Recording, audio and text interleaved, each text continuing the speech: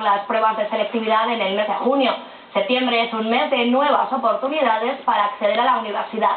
A esta convocatoria han concurrido menos alumnos, pero se mantienen las novedades de su predecesora.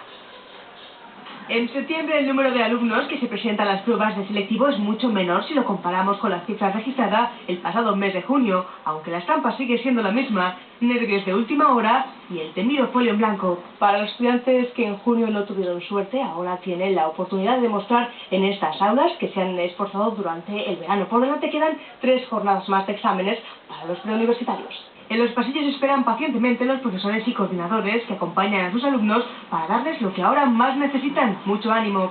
Pero bueno, lo están resistiendo bastante bien. Llevo 12, o sea, muy pocos. Sí, ahora mismo estábamos hablando con mi compañera y yo a ver qué estarían pensando, que cómo estarían, y vamos, estaban ahí los apuntes seguros.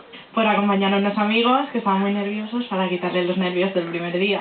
Como ocurrió con la primera de las convocatorias, este año se incluyen novedades en las pruebas. Es el caso del examen voluntario con el que los alumnos optan a una mayor puntuación. ¿Y qué es lo que trae?